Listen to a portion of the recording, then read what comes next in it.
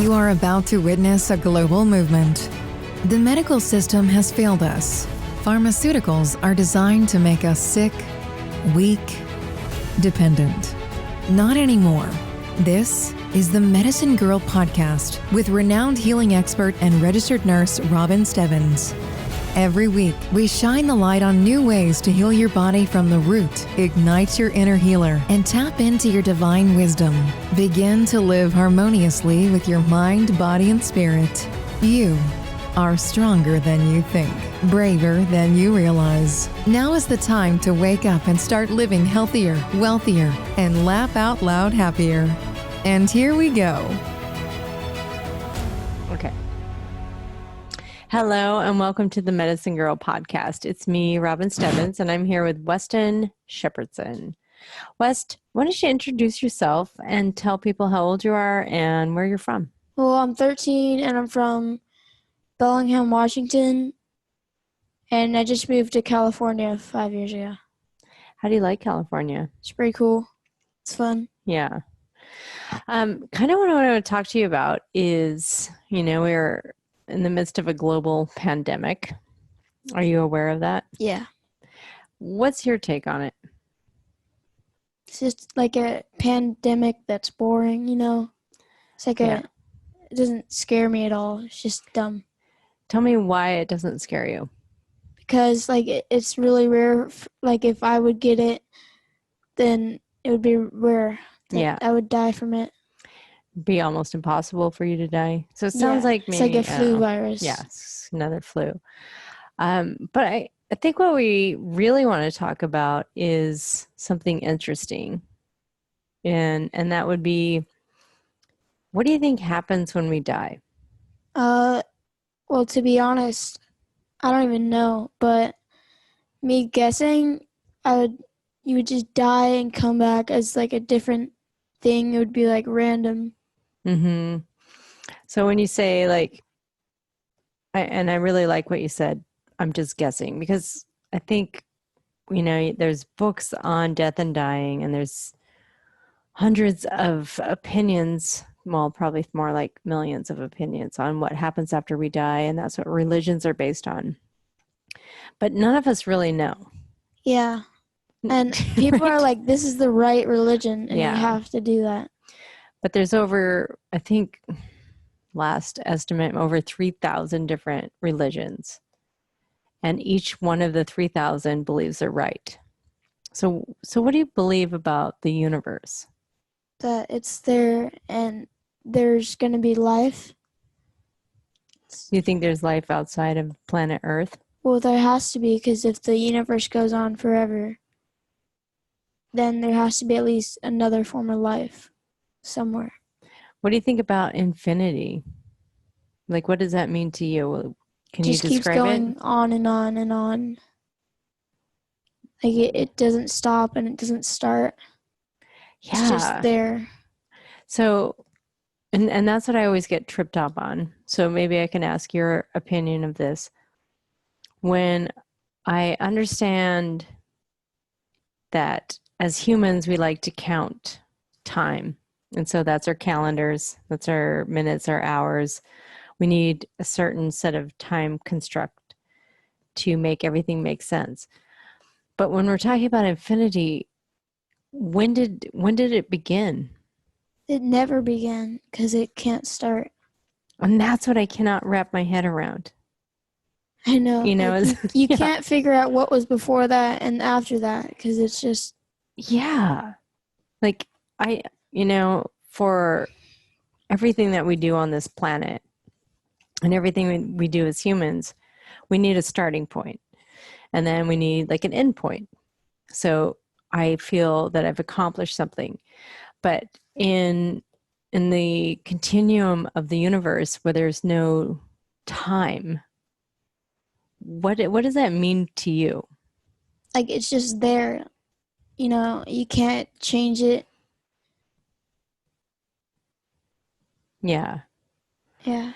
So with no beginning, when we really delve into it, we can't start back to, everyone wants to talk about the Big Bang Theory.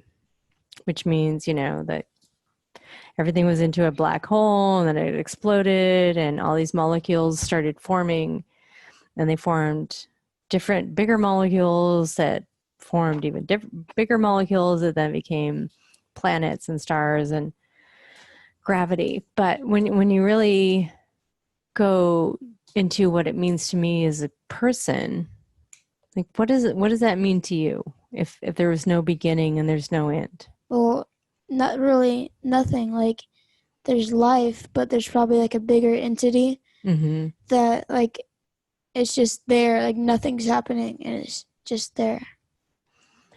And I think that's, if I can maybe wrap my head around it, it's when we're trying to make sense of everything. And I think maybe that's what organized religion is for. We have something that doesn't make any sense to this tiny little brain. In the scheme of the universe, my brain, you couldn't even measure it with any kind of instrument. Yeah. In the entirety of the universe and possibly multiverse. So if we can scale it back, we can say, what does it mean in my life right now? Does it change how you feel about your goals? Like what? Like, does it mean, so let's say you believe in Christianity and you believe that if you did a certain number of things before you died, then you're going to get to this hierarchy or you're going to go to heaven. But when all that's taken away, is there anything that changes in how you live your life? Well, it'd probably make me more scared about like what happens. Right.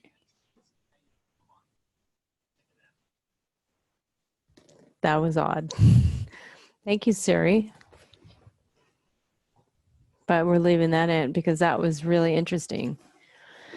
So when you're talking about, okay, I'll speak to myself and how I thought about it personally was growing up, my parents were very Christian. Yeah.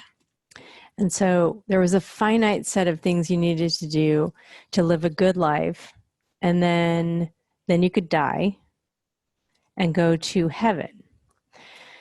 Now, my version of heaven, when I really thought about it, it didn't really add up because I would get so bored. And we watched the show together, The Good Place. Yeah, about like they get too bored because they do everything. Yeah. So I give you everything you want. I give you Fortnite. I give you every amount of money, every dollar you could ever want. I give you your iPhone 11. I give you all these things. And you don't then have to what? give me iPhone 11. But let's say I do. Then what? Are you happy? Is this Yeah. heaven to you? Well, like, this is it. It's just a phone, but yeah. And do you see that, like, if I keep giving you all these things, is that going to make you happy?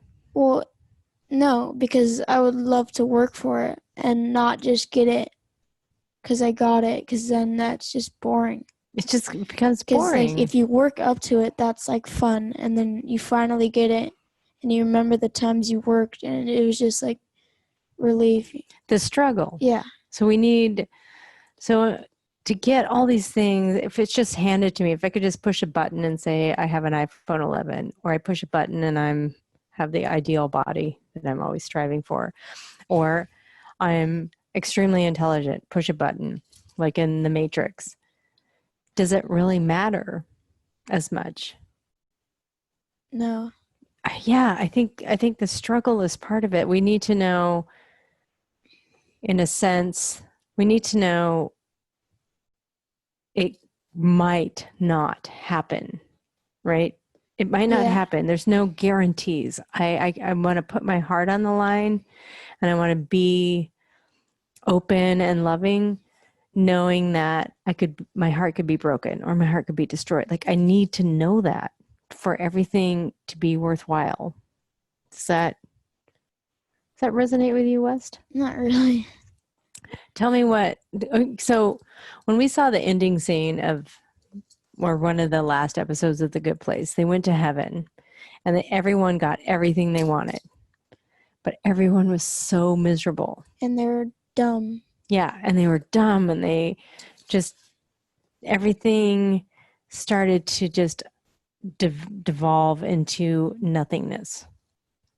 So when we're talking, like, now when we're on this plane, what does that mean to kind of living your life? Like, if I got everything I wanted. Yes. Like, with the push of a button, you could have everything you wanted right now. Would you want that? No. And tell me why. Because I could just do it whenever I wanted. Like, I would just have to work for it, though. And so that's what I'm after, to be completely transparent. If you didn't have to work for it, would it mean something to you? You could push a button and you knew how to play the drums. You could push a button and you have your iPhone 11. You could push a button and you're the best gymnast on the planet, or parkour. Flipper. or a flipper. Yeah, or a flipper. Like, in the moment, I think it would be incredible. It'd be like fun. Yeah, it would be really fun. Eventually, it would just be boring. or if all the people were like, really proud of you because you're this excellent gymnast, but all you did was push a button, would it really mean the same thing as if you'd worked for it? No, because then it would just, you would have it, but then you were like, what's the point of this? Exactly. What do you think about life on other planets? It could be like anything. It could be like cells just growing, or it could be like, animation, but like something different, and it could be anything. Yeah. Do you think it would be similar to what we're experiencing on this planet? Yes, it could be similar, yeah. Because I think when you look at the energy inside a black hole, it's concentrated, like, literally into something that you couldn't even see. Like, everything that's exploded into the universe as we know it could be, contained right here or smaller.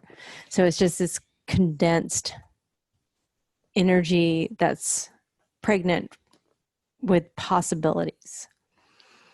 And in that possibilities, like, we existed in that black hole, not as we are now, talking in flesh and blood and the belief systems that we have, but our molecules that make us up were contained in the black hole that makes up the entire universe.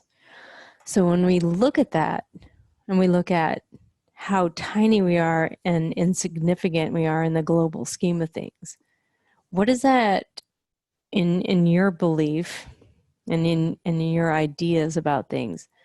What does that make you feel like when you realize, like, you are something so insignificant but yet one with everything? Well, like, I could be one of the biggest things other than something smaller than me, and I could be one of the smallest things. Like, it can just go up and down in size, because there could be like huge people on a different planet in a whole different galaxy or universe, right? And there could be like a really small, like this big of a planet, like in like a universe far away. And do you think we go on, so macroscopically, like, we go on to make up something that's bigger, or that make it something bigger infinitely, and then microscopically infinitely? Or do you think there's or do you think there's like something that's the smallest entity and something that's the biggest entity? Well, I don't think that, because there would have to be something smaller than that. It can't just stay one size. Yeah. It just goes on. Yeah. So when you think about that, when you think about the actual word infinity, it never stops. It never stops microscopically. and it never stops macroscopically. So we could be something that makes up a bigger being, that's part of a bigger universe that makes up bigger beings. And when it never stops and you realize how tiny you are, does that change how you live your life? It doesn't, because then I just stay in my own lane. I don't focus on anything. What does staying in your own lane mean? Like, I just do my stuff, and it's like creativity that I made up. So you would do this no matter what you discover in the universe. Yeah, I just live my life regularly, and when I die, I'll find out. And what does living your life regularly mean? Just that doesn't mean anything. Like, how can you live your life regularly? That's what I'm after, because I think we're all searching for meaning. Like, we're all searching for something that means something to us, so that we matter. Like, I am born into this world. I don't know what happened before I was born into this world. I don't have a ton of memories about that. I don't know what's going to happen for sure when I leave this plane. So what matters when I'm here in flesh and blood, alive on this planet? No, it just matters that you're here, and I don't know, like, you could be like something. But what matters to you? Like, if I took away everything that is superficial, like iPhone 11s and Xboxes and skateboards, and if I took all that away and I just left you in a blank room, what would matter to you? The room, because I would actually have something to do, like just be in the room. Let's just say you didn't even have a room. Let's just say it was just blank space and you're just floating. Then who are you and what matters? Well, nothing, but everything matters and nothing matters. So if nothing matters, then again, I like that, because everything matters. If everything matters and when nothing matters, you get to choose what matters to you. So what would be the thing that would matter to your heart or matter to your soul? Like if I was in a blank room. Mm-hmm. And there's nothing to do, there's nothing to sleep on. What would be the meaning that you could create? Like the meaning? What does that mean? What matters to you? In that moment? Mm-hmm. Nothing. Like that I'm still alive. That you're still breathing. Yeah. And that you still exist. Yeah. And that I'm still like there. Yeah. And what about your heart? Like what? That, so maybe with your heart, that you recognize that your heart's still there. It's still wanting to be seen. You could love yourself in that moment. Yeah, like I could love myself and that I'm still living and breathing and I'm still there and some people aren't there. Yeah. And so you could explore like more who you are. Yeah, I could figure out more about myself. Yeah. And I think that in a nutshell is exactly what God is. It's like that universal consciousness striving to understand itself. So if I take everything away from you, me and sugar and the house and anything that you become attached to in the physical realm, I take all that away, and what matters? It's like this love, this heartbeat. I want to know who I am. I want to know what this universe is about. so like if you weren't there and my dog wasn't there, there would be like nothing. It's just you. I don't know, it'd be weird. What would you want to know in that moment? Where my family is. Yeah. And that's love. You're wanting to know love. You're wanting connection. Yeah. And I truly believe like that's our universal connection. Yeah, like love is like probably every life has love with a heart and a brain. Yeah. They can find love. And you know, and all the stuff that we've been through and you've been through in your short 13 years, you know, I think we want to know what happens to us when love's threatened or love's taken away or we're treated poorly. There's like you would get depressed and you would just be sad that you couldn't like have anything with your family. Yeah. And you couldn't have love. And it then you just would be strive for poor. that maybe. Yeah. Exactly. So in closing, who do you feel like is your biggest teacher? Like What do you learn? Who or what do you learn the most from? you. Awesome. And how is that the case? Because like you teach me a lot of things about like plants and the body, math. Yeah, we struggle with math, but I was shocked that you said that. I didn't think that was going to be me, so I don't really know what to say about that. But I'm honored, and it's a gift to be able to communicate with you and talk to you about things that I see. But you came into this world knowing so much more than I did.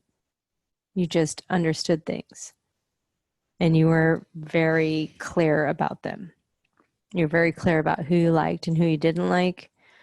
You're very clear about possibly what happens after we die and how to connect and how to reconnect with somebody. Oh yeah, because that's why it would probably mean why we don't remember stuff when we were babies. Yeah.